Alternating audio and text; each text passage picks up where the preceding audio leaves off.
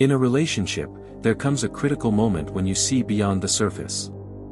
You pierce through the carefully constructed facade, the charming smile, the alluring curves, the captivating story she tells everyone. You see the deep, underlying pattern of her behavior, the projections she casts onto others, and the emotional leverage she trades on. You see her shadow, the parts of herself she's denied and hidden away, and you refuse to look away. In that instant, she feels seen and exposed, and her reaction is swift and punitive. It might be a barely audible whisper, "You're paranoid," meant to plant a seed of doubt. Or it could be a sharp, venomous attack, "You're unstable," or "You're cold." This isn't a plea for understanding, it is a punishment. You have shattered the illusion she lives in, and as the great psychologist Carl Jung warned, those who see too much become dangerous. The illusion cracks. You didn't fall in love with a real person. You fell for a beautifully crafted dream. You were captivated by a facade that existed only on social media and in moments of manufactured intimacy. But now, the illusion has shattered. You see the reality behind the Instagram highlights and the laughter on her lips. You see her true reflections, the chaos and insecurity she projects onto the world. This isn't a fantasy, it's her nature. When a man sees this truth and refuses to play his role in preserving the myth, she doesn't hesitate to strike back. She begins to paint you as the villain, the jealous fool, the unbending tyrant. This is the curse of clarity. Your clear perception becomes a source of immense chaos for her. The deeper your insight, the heavier her emotional sabotage becomes. When she steps into the frame and calls you obsessive or controlling, you don't argue.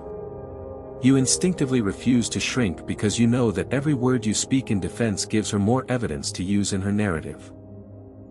An average man would apologize, saying, "I just care," and plead to be understood. She would listen, but she wouldn't hear him, because in her mind, your insight is not a sign of love, it's a sign of guilt. What Jung taught is profound. Most people see what they want to see, but a rare few see what lies beneath. And when you are one of those few, you become the enemy. The power of silence. She'll tell you she wants honesty and a real man, and she'll plead, "Just be open with me." But this isn't the whole truth. The moment you genuinely show her reality, when you call out her projections, her tests, or her manipulation, she recoils and twists the situation to make you the problem. Why? Because, as Jung made clear, people will do anything, no matter how absurd, to avoid facing their own souls. This includes her. For her, clarity is not a path to intimacy, it's an invasion. It's exposure, it's vulnerability, it's the collapse of the mask she has so meticulously curated. You might believe you are helping her by saying, "You don't love me, you love control." But you have just done what Jung called withdrawing the projection. You've stopped being her emotional puppet, and she is now forced to face herself. This is the one thing she cannot do. If she had to admit that her patterns of validation run deeper than her feelings, or that she creates chaos just to feel seen, the entire illusion of her life would die. Women, in her position, do not let their illusions die easily. The truth is, most men never learn this. She doesn't fear you seeing her, she fears you seeing through her, through the manufactured drama, the shame games, and the sudden coldness after moments of intimacy. She'll say, "You're overthinking," or "You're so negative," but these aren't honest responses. They are deflections meant to remove your power. When a woman loses her emotional leverage, her ego panics. She can't seduce the man who sees the trap. She can't guilt the man who doesn't flinch. She can't control the man who has stopped chasing her love. The price of clarity. She'll brand you as toxic, too intense, or emotionally unstable. Why? Because, as Jung's teachings explain, everything that irritates us about others can lead us to an understanding of ourselves. She won't go on that journey. So instead, she makes it your fault. If she were to admit that you see her clearly, she would have to destroy her entire identity. And no one willingly burns their own mask. So, she flips the script. Your insight becomes an accusation of judgment. Your calm peace becomes a sign of cold distance. Your silence becomes emotional abuse. If she can't control you emotionally, she will punish you socially. This is the price of clarity.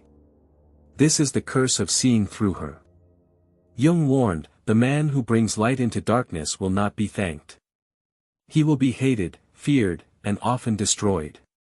But this only happens if he chooses to keep explaining himself. So, don't. You've already seen too much. Now, you must hold that gaze and never blink. The unshakable man. She begins the process of recasting you in her story. You become the distant, cold, and unmanageable villain. When you say nothing, she accuses you of being emotionally unavailable. When you speak the truth, she calls you negative. When you hold your ground, she says you are cold. The people around you begin to turn. Friends side with her. You become the villain in your own life. She is building this public attack because her ego resists the deeper self. You have become the deeper self she fears, so she destroys your reputation to protect her illusion. You don't defend, you don't explain, and you don't apologize. Why? Because her power exists only when you doubt yourself. If you hold your identity intact and refuse to bend to her projection, you remain free. This is how the villain archetype plays out. She whispers to your friends, he's changed. She posts stories that subtly hint at your flaws. She turns casual observers into believers of your guilt, all while your only crime was seeing the truth. As Jung wrote, when she sees her flaws in you, she tries to shatter you so she doesn't have to face herself. But here is the key, awake men don't need to justify, they just need to exist. You let her believe the story she tells. Your strength isn't in proving her wrong, it's in not needing to. Because the man who stays true to himself doesn't require vindication. He becomes a myth in her hesitation. The mirror she can't escape. When she asks, why are you so quiet? Say something, she isn't seeking answers. She's trying to pull you back into her script. The moment you stopped reacting, you triggered something ancient in her psyche, her own shadow rising. Jung warned that silence is the mirror where the unconscious is forced to stare back at itself. She defines reality by how you respond. So when you give her nothing, not even a flinch, her world shakes. She starts to hear the things she never wanted to hear, her own guilt, her insecurity, her manipulation. Silence becomes her courtroom, and she's the only one on trial. The more she pleads for your engagement, the more you remain unmoved, and the faster her emotional tactics collapse. You're not punishing her, you're forcing her to meet herself. This is why Jung believed the deepest form of transformation wasn't a conversation but a confrontation with one's own shadow. And your silence is the confrontation she fears the most. She wanted control, not truth, the psychology of power, silence, and shadow exposure. She wanted control, not truth. Understand that first, and everything else becomes clear. It wasn't honesty she craved, it was dominion. Not over facts, but over you. Over your energy. Over your perception of reality. Over your soul. When she looked at you, she wasn't searching for understanding, she was measuring how much of yourself you'd surrender to her story. Truth is a mirror, unforgiving, sharp, and eternal. But control? Control allows someone to reshape the mirror, to twist the reflection, to make it show what comforts their ego, not what confronts it. That was her goal. She didn't want clarity, she wanted submission. She didn't want to understand you, she wanted to rewrite you. So when you stopped dancing to her narrative, when you stopped apologizing for things you didn't do, when you stopped trying to prove your worth to someone who never intended to see it, that's when the equilibrium broke. That's when her confusion turned to hostility. Because here's what most don't understand, abusers don't always look like monsters. Sometimes they look like victims. They use guilt as a weapon and confusion as a leash. They orchestrate chaos and then blame you for the storm. And when you refuse to play the villain in their scripted melodrama, you create a glitch in their system. Your stillness becomes her breakdown. You stopped reacting. You stopped arguing. You stopped explaining yourself to someone who had already decided you were wrong regardless of your words. That silence, that calm, grounded refusal to be baited, was the loudest thing you ever said. And it rattled her. Because your stillness wasn't passivity, it was presence. And presence is dangerous to those who manipulate. Your quiet made her realize she no longer had power over your emotional climate. You were no longer a puppet on the strings of her moods. You were unmoved. And in that, you became a mirror she couldn't bear to look into. Your lack of reaction forced her to feel her own. Your peace revealed her chaos. Your calm became the contrast against her volatility. And because she couldn't control your energy anymore, she lashed out, calling you cold, detached, unstable, even toxic. But deep down, she wasn't describing you. She was projecting her unraveling. Her accusations weren't reflections of your truth, they were echoes of her own disintegration. And the irony? You said nothing. You didn't need to. Because a man who knows the truth doesn't shout. He watches. He waits. He understands. The mask was always going to crack. What people forget is that manipulation requires a consistent performance. It requires a mask. But masks are heavy. And the longer someone wears one, the more cracks begin to show. The moment you refused to participate in the emotional theater, her performance started slipping.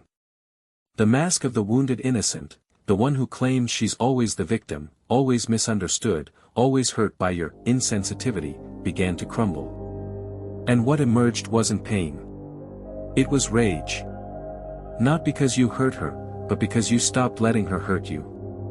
When you chose not to play the villain, you stripped her of the justification for her own dysfunction. She could no longer point at you and say, "See? He's the problem." Because now, the problem was the silence. The stillness. The mirror. You weren't reacting. You weren't chasing. You weren't apologizing for imaginary sins. You weren't validating her chaos. And in that void, she met herself. And it terrified her. You were never the villain. She was never the victim. Let's be clear, you weren't perfect. You made mistakes, no doubt. But imperfection is not villainy. You loved. You tried. You showed up. And when things became unbearable, you didn't retaliate with venom, you responded with boundaries. You didn't become cruel, you became clear. That's the difference between power and control. You weren't trying to dominate her, you were trying to free yourself. And freedom, to someone who only knows love through control, feels like betrayal. So she twisted the story. She painted herself the martyr. The one who tried everything. The one who gave and gave until she was broken. And maybe the world believed her. Maybe your silence was used against you. But in the quiet chambers of her mind, the truth echoed louder than ever. You didn't break her. You just stopped being breakable. You stopped engaging in the cycle. You stopped dancing with her demons. And when she couldn't cast you as the villain, she had no choice but to confront the shadow she was trying to avoid, herself. You became the shadow she tried to suppress. Carl Jung once said, "Until you make the unconscious conscious, it will direct your life and you will call it fate." You became the embodiment of the part of herself she refused to see. The shadow. The wound. The trauma she projected onto every man. The father she resented. The ex she never forgave. The voice inside her that screamed, "You're not in control." And you? You made that unconscious part conscious simply by not reacting. Simply by not defending. Simply by standing still in the fire without flinching. You didn't even need to raise your voice. Your energy spoke volumes. Your silence was scripture. Your refusal to stoop down to emotional chaos was your final sermon. And now, in her quiet moments, in the spaces where no one else is around, she doesn't just remember you. She confronts you. Not as a lover. Not as a man. But as a symbol. A symbol of what she couldn't control. Of what she couldn't rewrite. Of what she couldn't destroy. This is the final law: when you argue, you lose. You see, arguing with someone who has no interest in truth is like wrestling in quicksand, you only sink deeper. The more you try to explain, the more you validate the illusion. The more you defend, the more you accept a guilt that was never yours to carry. Because the moment you defend, you're no longer free. You're under trial. And the trial will never end, not until you plead guilty to something you didn't do. So you stopped. You didn't argue. You didn't explain. You didn't try to change her mind. Because you understood the law. When you argue, you lose. When you defend, you accept guilt. But when you reflect, you force them to meet themselves. And that's what you did. You reflected her energy back to her. You became the mirror. And not everyone can survive their own reflection. You didn't win her heart. You won her unconscious. And that's the deepest form of transformation. You didn't win the relationship. You didn't win the argument. You didn't win her love. But you won the battle she didn't even know she was fighting, the war between her ego and her unconscious. She will forget your words. She will rewrite the story. She will surround herself with noise. But somewhere, buried in the deepest layers of her psyche, she will carry you. Not as a memory. But as a mirror. A man who didn't need to be loud to be understood. A man who didn't need to fight to be powerful. A man who stood in truth so unshakably that even silence became a storm. You were already heard. She will look in the mirror and see your face, not because you haunt her, but because you liberated her from her illusions, even if it broke her. She will remember the moment she realized she could no longer twist your heart like a string around her finger. She will remember how your eyes no longer blinked in confusion, how your tone no longer trembled, how your energy no longer collapsed into hers. She will realize that love isn't control. That silence is not weakness. That stillness is not surrender. And she will understand, maybe not now, maybe not even soon, but eventually, she will know. You didn't leave her behind. You just rose above the level where her games could reach you. Final reflections, from reaction to revelation. Not all battles are fought with fists or words. Some are fought in silence. Some are won in the mind. And some are won when you finally realize that walking away with your peace is worth more than staying to prove a point. You weren't just a man in her life. You were a mirror. And mirrors don't lie. That's why she hated your stillness, because it told her the truth she wasn't ready to see. Let this be your reminder. You are not responsible for someone else's healing. You are not required to bleed so they can feel better. You are not obligated to keep proving you're not the villain in someone else's drama. You are responsible for your clarity. For your energy. For your truth. And when you embody that, you don't need to shout to be heard. You don't need to fight to be strong. You don't need to be cruel to be free. You just need to be so grounded in who you are that no mask, no manipulation, no projection can reach your center. That's real power. That's real freedom.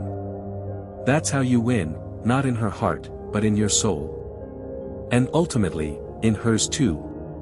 Because even if she never admits it, she will never forget the man who became the mirror she couldn't break.